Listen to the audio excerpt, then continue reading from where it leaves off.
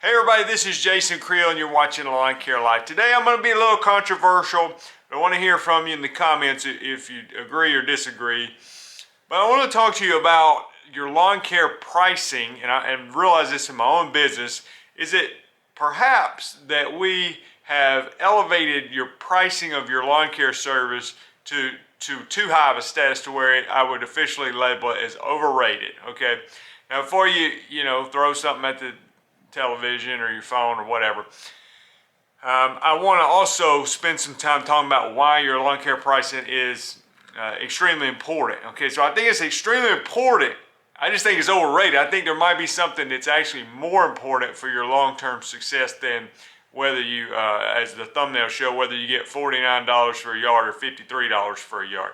So kind of going to argue both sides of this, of why it's important, but then what else is actually more important. Today's video is sponsored by Yardbook. That is the software I use to run my company. You can sign up for an account at yardbook.com. All right, so why is lawn care pricing overrated? Now, to give you an example, sometimes I've said that I think education is actually overrated. Now, meaning I don't think education is not important, okay? Of course it's important, but sometimes I think it's overrated in the sense I've seen so many people go and tens of thousands of dollars in debt to get a college degree that doesn't prepare them to do any kind of real meaningful work, and they think, well, I'm educated, I got an education. And so if you think that your pricing is the only thing that matters, I think you're off. And here's why. I was working this week, and I've got about 300 customers. Some of you follow the channel consistently, follow my business. I'm doing weed control and fertilization solo. I've sold a couple businesses. I've downsized my own business and back to working solo. But what I have done is develop a fairly tight route, and I've got a lot of small yards and things like that. Well, anyway. Yesterday, for example, I think I did maybe 19 yards. Some of them were kind of big, but I didn't get out there and start spraying till 9 o'clock. Matter of fact, it was after 9 before I got, probably 9:15 before I got to my first yard. We were finished spraying at like 3:30. Okay, the day before that, again, it's cold in the mornings. I'm having to wait till 8:30, 9 o'clock to get out there and get started, done by 4, things like that. So, in the summertime, the days can be long. I could start earlier, work later, but you get what I'm saying. I'm working fairly reasonable days. 8:30 to 4 is not bad. 9 to 3:30 yesterday, not bad. Well, what I'm realizing is because my route is so tight, and some of that is by design. I'm being very selective on who I take on as a customer. When I sold some of my customers off and kind of downsized, I really tightened up my route to the point where probably 80% of my customers are now within, I would say, about a 10-minute drive of my house. Okay, another 20% I have to drive maybe 35 minutes to get to them, but then once I get over there, they're very close together and very efficient. I have maybe 2 customers off the top of my head that out of 300 that are not necessarily close to somebody else. So, like 7-minute drive from my next closest customer. And you may say 7 minutes, that's nothing. Well, that's a little further than I want, to be honest with you. So, all right. So with me being out there and knocking out, I think a couple days ago I did like 23 yards, again, done by 4 o'clock. What I've come to realize, and this is going to be even more critical if you have employees, but I believe, and the statement I'm going to try to support here is that your efficiency has more to do with your success than the pricing of the lawn, okay? And again, I'm gonna spend some time talking about why I think pricing is so important. But if for me, if I'm doing 23 yards in a 7-hour window, and that was coming home and stopping for lunch, and sometimes I'm making YouTube video, I'm not even pressing it that hard, okay? 23 yards because of the efficiency. Then the point being, and let me go a step further, I've got like 300 customers. I started my round of treatments on January the 4th, and I'm projecting, if the weather holds up, to be done before the end of January. So, in less than 4 weeks, maybe 20 working days knocking out 300 customers. And people in the weed control, they know that's not some astronomical number. But the fact that I can do 300 yards in 4 weeks, I've had it before where I was more spread out, where it would have taken me 5 or 6 weeks to do 300 yards. But because of the efficiency, I can do more. So here's the ultimate statement, basically, why I think the efficiency is more than pricing.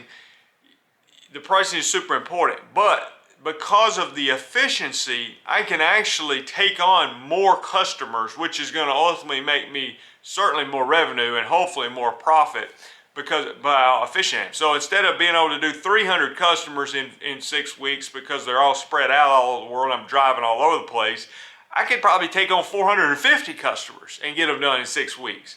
Now, I don't necessarily want to do that, but I'm saying your efficiency is keeping you, your lack of efficiency, I should say, is keeping you from taking on more customers, which ultimately means more revenue, which hopefully leads to more profit. So to make it simple, I'm saying efficiency is greater than pricing.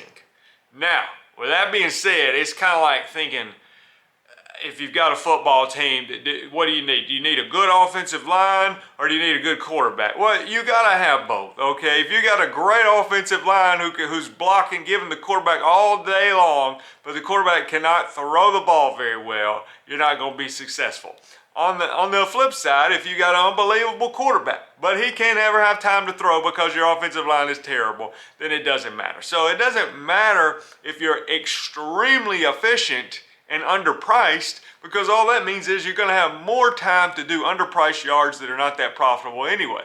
But at the same time, if you said, I want to price them, I'm getting top dollar, look at me, I'm getting $5 more per yard or 10 more per yard, or we're making this much, per yard, but you're very inefficient. And again, if you have employees and you got more people riding around, then it doesn't matter. I mean, if you're getting more because you're wasting so much time getting from one property to another. So I think a better metric to measure, instead of saying, what dollar am I commanding on per property, I get average $55 or $60 or $100 or $12 or whatever. Understand how many hours of production are you getting out of a day. So if your day starts at 8 and ends at 5, that's 9 hours.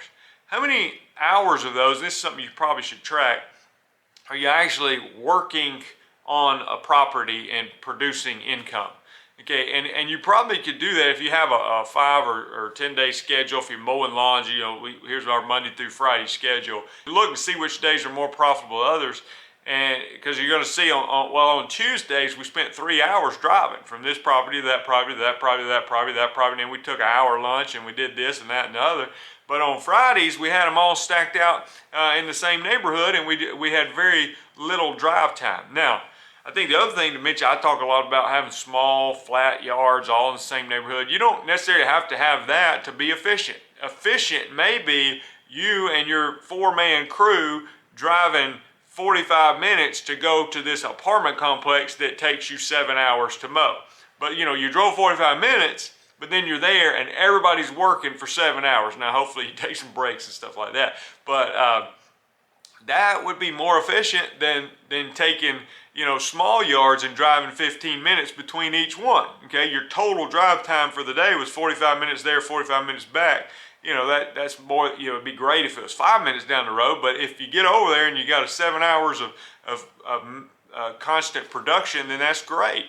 So anyway, I think you got to evaluate that. So for some of you, it may look like a big property that you drive to and then you're focused. For others, it may look like a lot of small properties really close together where you spend a little time driving. All right, now with that being said, let me defend pricing here. If I've thrown pricing under the bus and told you it wasn't as important as efficiency, I truly believe that. I truly believe that for my own business. I was hung up on whether I'm charging $49 or $53 or whatever. And really, and I want to talk about one other point about, really what's more important is, can I do 20 $49 yards versus 15 $53 yards? Now, again, I'm gonna argue the other side of it, but I think I had to think through that when I was raising my prices this year, because I went up 7% basically on my customers. Some a little more, some a little less, depending on circumstances. But in general, it was a 7% price increase. You know, inflation and prices have gone up and stuff like that, and cost of living is going up. And I had some people say, you know, Jason, I don't know if 7% is enough. I don't know if it's going to cover your costs. Well, I think if it didn't, it came really close. I'll say that, because not our fertilizer prices went up, but not everything went up. So like, for instance, on my first round, I'm spraying pre-emergence, things like that, going up 7%, I'm probably more profitable on that round this year than I was last year. Now the fertilizer's going more expensive, so I'm probably less profitable on that than I was last year. So anyway, I think it's going to all average up. But the point being, the 7%, what I didn't want to do was go up 15% and lose some of my efficiency. So if I've got 25 customers in one neighborhood, and they're great, and it's a neighborhood with hundreds of homes where I'm hoping one day to have 65 customers and not 25, what I don't want to do is go up 15% and go from 25 customers down to 18 customers. I lost 7 of them because I went up 15%. I'd rather go up 7% and lose 1 of them, okay, or 0 of them. Because I look at it as every customer I have is a potential word-of-mouth referral to a neighbor or somebody else. And so if I got 25, I know that's an extremely profitable day, very efficient, and I don't want to lose those, okay? So I want to keep getting more and more and more. So I think you got to be careful. Again, I'm not opposed to raising prices, things like that, but I don't want to raise them so much that I chase people off. Some people maybe I want to chase off, but in these certain neighborhoods where I know I'm very profitable, I want to keep the customers. All right. Now, that being said, why is pricing so important? I want to show you a concept that I begin to understand that made a lot of sense to me, and this is why your pricing is critical, even though overrated at the same time. All right, so it's critical because let's say you're charging $50, okay, to mow a lawn or spray a lawn or whatever, and you go to $55. All right, and your costs are the same. Let's take it a year when inflation's not through the roof and all that, and it's just, last year was 50, but we're raising to 55. Why is that important? The reason it's important is because, not counting inflation and things like that, if you go up $5, or in that case 10% on somebody, that 10%, yes, is 10% of your revenue. It's 10% increase in revenue. We were making 50, now we're making 55. This was the part that for some reason, just took me a while to realize and understand, is that it's also 10% increase on your profit, which is way more important than revenue, at least in my opinion. So if your cost, let's say you had a mower and that you had to use to cut that lawn, you had an employee you had to pay to help cut that lawn, you had your trailer, you had your gas and things like that. All those expenses are relatively the same from one year to the next. Now again, I realize things have gone up since last year. I'm not saying that, but I'm saying in normal situations, it's not that much difference from one year to the next. So if you went up $5 or 10%, it's a 10% increase, and if your costs are the same, and it is a 10% increase versus not going up. So like this today, if I'm charging 50 or 55, that's 10% increase, and my costs are the same today, whether or not I'm charging 50 or 20 or 12 or 57, okay? My costs are the same. I've got to put this amount of fertilizer on the yard. I've got to pay this person this wage to cut the yard.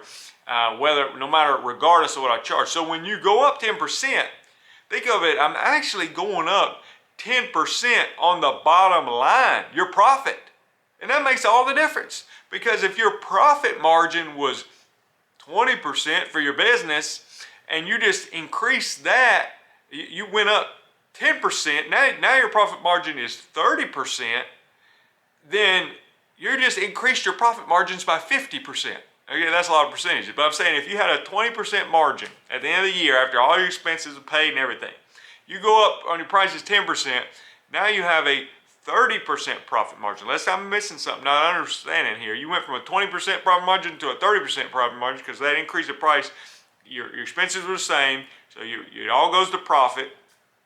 And now instead of being a 20% profit company, you're a 30% profit company. And maybe those numbers are different and all that, but that is a 50% increase in profit. So does a few dollars make a difference? Absolutely it makes a difference, because it's not just a few dollars on your revenue, the top line. It's a few dollars that goes straight to the bottom line because your expenses are the same. Today, if you charge that guy $50 or $53, $49 or $53, you're going to cost you the same amount to go do the work. Again, I just think you can't go up and just say, well, let's just all go up and go up and go up to the point that you run people off. There is a supply demand, and there's a price point that where people will fire you. There are certain fast food places that I don't eat out that much, but certain ones I just don't go to anymore because I'm not paying $8.49 for a combo. I'm just not. They've lost me. They outpriced me, and I went somewhere else. Now, the line wrapped around the building tells me that I'm in the minority, and a lot of people still will pay it. So if you can go up 15% and the demand is there, go for it. If you go up for 15% and you lose your route density and your efficiency, I think you've made a mistake. These are my thoughts. I'd love to hear from you in the comments. If you're thinking about starting a lawn business or want to get over into weed control and things like that, like I do, I've got a lot of courses, documents, programs, what to spray on the yard, video courses, Weed Control and Fertilization Academy if you're looking to start a business, Lawn Business Master Academy if you want to get into mowing business, you're kind of starting out new this year. There's a lot of resources at lawncarelife.com. I also encourage you to subscribe to the channel. There's not quite 1,000 videos at the time of this one, but hopefully by the end of this year I'll have over 1,000 lawn care videos. So there's a lot of resources on there. You just click on the channel name, you can go watch all kind of videos. I've been doing this for quite a long time. Talk to you guys later. Bye.